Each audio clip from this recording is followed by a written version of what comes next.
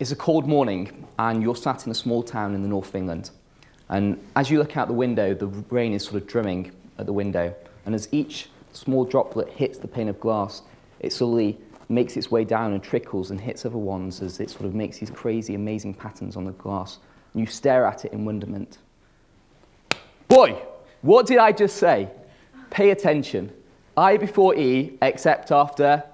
You stand there, sit there as the whole class looks round at you, much as yourselves are now, with no idea what the answer is. I tell that story because that was myself 15 years ago, that boy. And I'd like to describe to you today sort of the journey from myself 15 years ago to the 23-year-old who stands in front of you now. And the experience that I've been very fortunate to have and have taken that have really grown me from that quiet sort of boy in the back of the class who never really sort of would stand up and say anything to myself now, and hopefully have helped some people along the way. So, my sort of first real sort of opportunity that I had was at at school. And at school we'd sort of get involved with all these clubs and societies. And one of them, I remember we'd sort of go and we'd go sort of camping and on expeditions out in the field, and we'd go I went dog sledding in Canada, and suddenly sort of this young boy at the class was doing all these things, and we'd go and learn to fly, and I was legally allowed to fly a plane on my own before I could drive a car, and crazy things like that. And this sort of quiet boy suddenly found that he could do stuff and he could achieve things, and he might not be able to do it in the classroom, but if he went out there, he could get involved and do it. In my sort of second year at university at the undergrad, I studied architecture, and if there's any architects in the room, you'll sort of know where I'm coming from. With architecture, you spend weeks and months sort of doing all these beautiful drawings and making these beautiful little sort of maquettes and working so hard on these little tiny intricate buildings, but you don't ever build anything.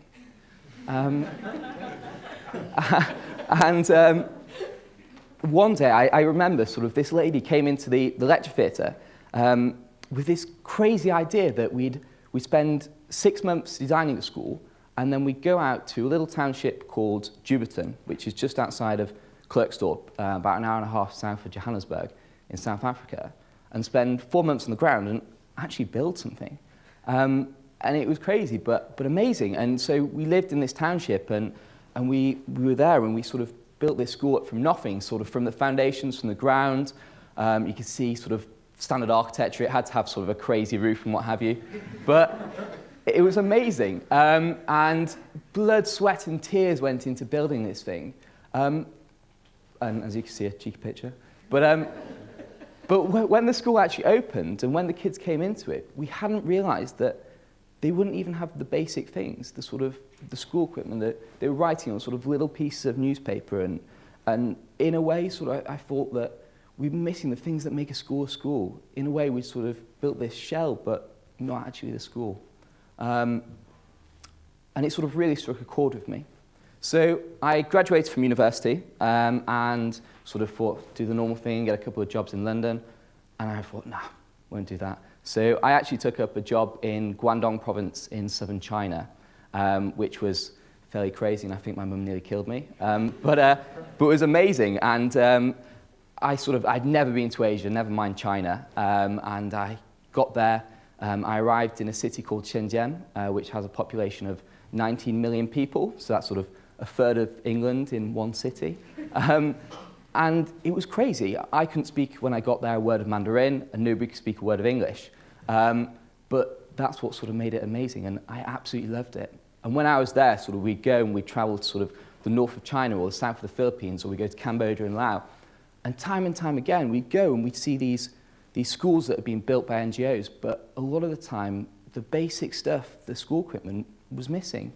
And I don't know, it sort of really shocked me. So I thought, what can we do? Let's have a bit of a crazy idea. And instead of sort of going to China and making things in a factory, let's work with local people and local recycled materials and give local people sort of the skills and the opportunities to be able to do their own thing. And in turn, sort of be able to support their families and get themselves out of this horrible cycle of subsistence farming.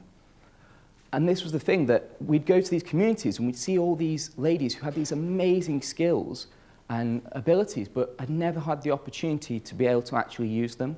And in a way, that sort of resounded myself. Back when I was at school, I was always the quiet, underconfident one in the class and could never I try so hard to try and achieve things and never quite get there, or always be slightly held back. My mum would go to parents' days and she'd be told, oh, it's just because he doesn't know his ABC, or he just needs to learn his times tables. And I could never quite achieve it. It was only at high school that I went and I was diagnosed as being severely dyslexic, and the penny dropped. And it was there that I got the opportunities and the skills to actually be able to overcome it and be able to get over it. And I see the same thing in a very different context, but with the ladies that we work with in Cambodia. In a way, the best thing I can explain it is that I listened to a talk by Muhammad Yunus, who, if any of you know who he is the the founding father of microfinance. And he gives this analogy of two seeds, two identical seeds in every single aspect and way. And the farmer goes and takes out these seeds and plants them in the field. One goes in the soil and gets light and water.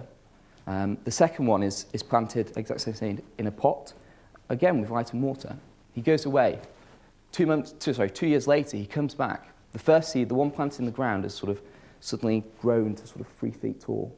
The second one, the exact same seed, the one in the pot, is only 3 feet and withering and struggling. Even though it's the exact same seed, that pot has constrained the roots and not allowed it to really grow.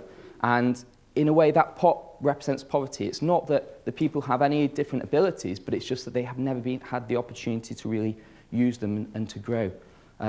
And that's often what we see in Cambodia, is that these ladies have these amazing skills, and it's giving them the opportunity to do it. A lot of the ladies that we work with, you saw May and El Pompu, the two ladies on the previous slides, many of them have lost their husbands to either the Khmer Rouge or to the fighting on the border with Thailand, and many of them are widowed. And the idea being that instead of that being a curse, it actually allows them to work at home with their families and make things. And not only do they learn how to make they don't make a little strap or a little part of it, but a whole range and a whole part. That means that they can take those skills and they can go and get a better job in the city. It's all about opportunities. So, if I quick for you. Oh, I'm sorry, and also we donate school kits back. But I meant to put that in later. And this is the thing, that technology has made the world a lot smaller place, and that you can talk. I talked to our little village in Cambodia. So on the right-hand side, as you look at it, that's Pri, who's my guy on the ground who runs a lot of things, and May in the middle, who's his wife. Pri can't read or write, so May and the ladies in the village look after all the finances, and they run that, which is really important.